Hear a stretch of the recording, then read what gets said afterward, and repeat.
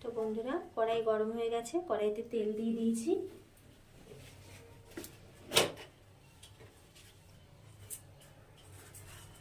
আমি এখানে সামান্য 5 ফোড়ন দেব, আপনারা চাইলে কালো জিরেও দিতে পারেন।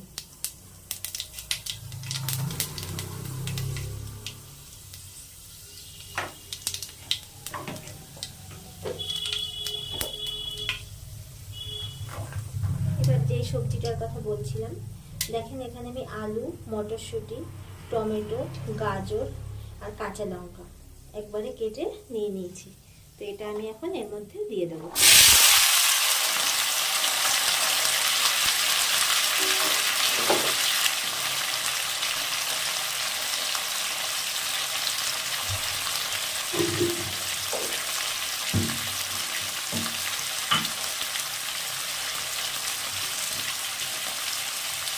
এর মধ্যে দিয়ে দেবো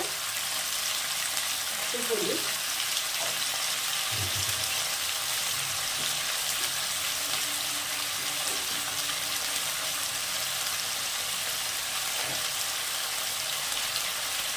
দিয়ে দেবো স্বাদ অনুসারে লবণ,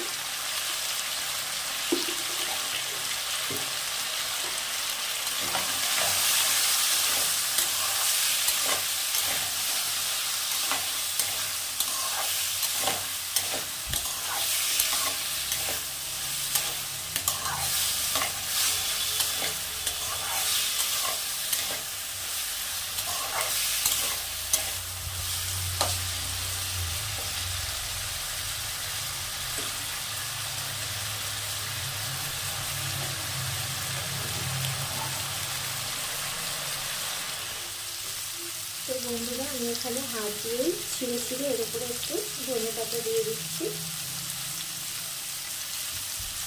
এটা পুরোপুরি অপশনাল, আপনারা নাও দিতে পারেন, তবে দিলে একটু ভালো লাগবে। আলুটা ভাজা হয়ে গেছে।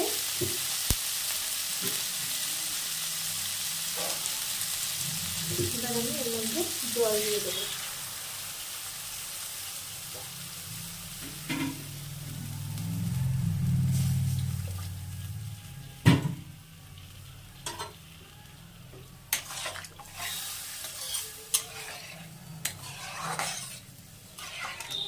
এখানে এতটা জল দিয়েছি, আমি এতটা জল রাখবো না, জাস্ট আলুটা সেদ্ধ হওয়ার জন্য দিলাম, আপনারা দেখতেই পারবেন।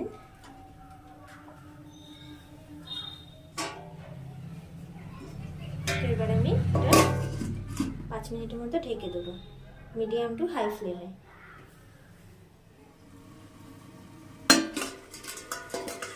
তো 5 থেকে 10 মিনিট পর আমি আপনাদের ঢাকনা খুলে দেখাচ্ছি। দেখুন কতটা জল কমে গেছে। এবার আমি এরকম একটা হাতার সাহায্যে আলুগুলো একটু ম্যাশ করে দেবো।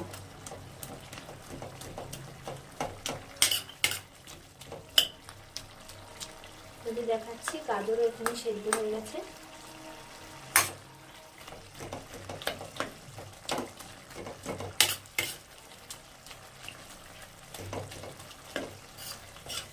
যেহেতু পরোটা দিয়ে সকালে ব্রেকফাস্টটা করবো, সেজন্য আমি পুরো ম্যাশ করলাম না, একটু গোটা গোটা রাখলাম।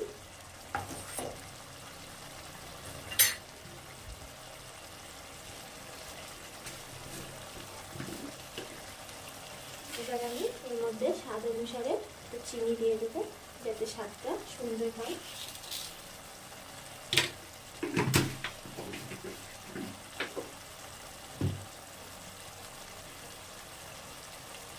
দিয়ে দেবো যে ভাজা মশলাটা ভেজে রেখেছিলাম সেটা, জিরে আর ধনে।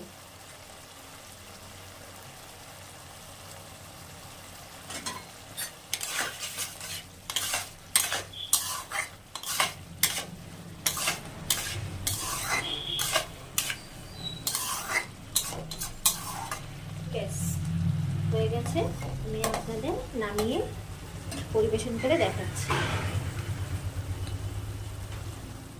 তো এই দেখুন বন্ধুরা,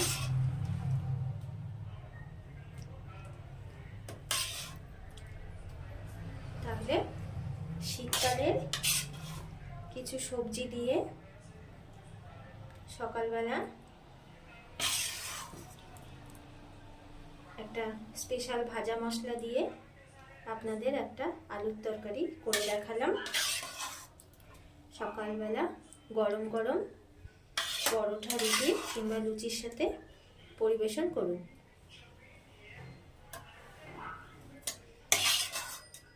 তো আজকের ভিডিওটা যদি অবশ্যই ভালো লেগে থাকে তাহলে অবশ্যই লাইক শেয়ার করবেন, কমেন্ট করবেন আর ইউটিউব চ্যানেলটা সাবস্ক্রাইব করে দেবেন, ফেসবুকের পেজটা ফলো করবেন। আর যেসব বন্ধুরা আমার এখনো চ্যানেলটিকে সাবস্ক্রাইব করেনি তারা দয়া করে দেবেন। আর আমার ভিডিওগুলো বেশি বেশি করে লাইক শেয়ার করবেন।